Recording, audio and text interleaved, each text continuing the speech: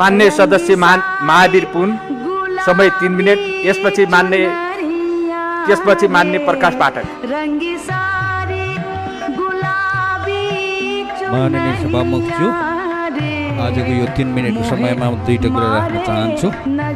पहिलो कुरा चाहिँ के छ भन्दाखेरि अब सबै माननीय सदस्यज्यूहरूलाई थाहा छ, गाउँले जनताहरूले चाहिँ विभिन्न किसिमको माग गर्छन् अनि माग गरे अनुसारको पैसा नभएको हुनाले सरकारले बनाइदिन सक्दैन। अनि यो सदनमा चाहिँ माननीय सदस्यज्यूहरूले हाम्रो ठाउँमा चाहिँ हाम्रो गाउँमा टेलिफोन पुगेन, मोबाइल पुगेन, अनि चाहिँ के अरे इन्टरनेट पुगेन भन्ने माग गर्नुभएको छ। त्यो चाहिँ के छ त म भन्न चाहन्छु भने त्यो माग चाहिँ पुर्याउन सक्ने माग हो सरकारले।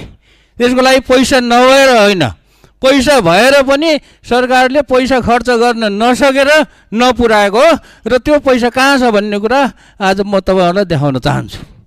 त्यो पैसा नेपाल दूरसञ्चार प्राधिकरणमा ग्रामीण दूरसञ्चार कोष भनेर खडा गरेको एउटा कोष छ, त्यहाँ चाहिँ 16 अरब रुपियाँ छ अहिले छ। सरकारले कुनै बजेट छुट्याउनु पर्दैन के, गाउँ गाउँमा टेलिफोन लैजानुको लागि, इन्टरनेट पुर्याउनु, त्यही पैसा खर्च गरेर अनि सञ्चार मन्त्रालय मार्फत त्यो चाहिँ हामीले पुर्याउन सकिन्छ। त्यो पैसा चाहिँ खर्च होस् र माननीय सदस्यहरू चाहिँ टेलिफोन लैजानुको लागि, इन्टरनेट लैजानुको लागि अरू यहाँ संसदमा कराउने होइन, तपाईँहरू चाहिँ त्यो दूरसञ्चार प्राधिकरण कोषमा सञ्चार मन्त्रालयलाई गराउनु होला। त्यो कोष चाहिँ कसरी खडा भएको हो भने त्यो कोष चाहिँ 2053 सालमा खडा भएको हो र 2% तपाईँले तिर्ने टेलिफोनको प्रयोग गर्दाखेरि तिर्ने पैसाको 2% तपाईँले 1000 रुपियाँ चाहिँ खर्च गर्नुभयो भने 20 रुपियाँ त्यो कोषमा जम्मा हुन्छ। अनि त्यसरी तपाईँहरू सबैले 1000 गर्दाखेरि 20 रुपियाँ, नेपालभरिकोले 20 रुपियाँ चाहिँ जम्मा गरेर बनेको त्यो कोष हो।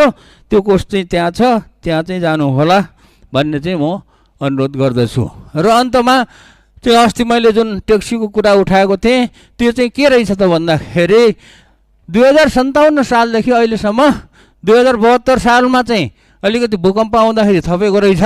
2057 सालमा चाहिँ करिब 7500वटा ट्याक्सी दर्ता रहेछ र 2072 सालमा भूकम्प आएपछि 1500 थपेको रहेछ र जम्मा चाहिँ 9000 चान्चुन ट्याक्सीहरू दर्ता छ।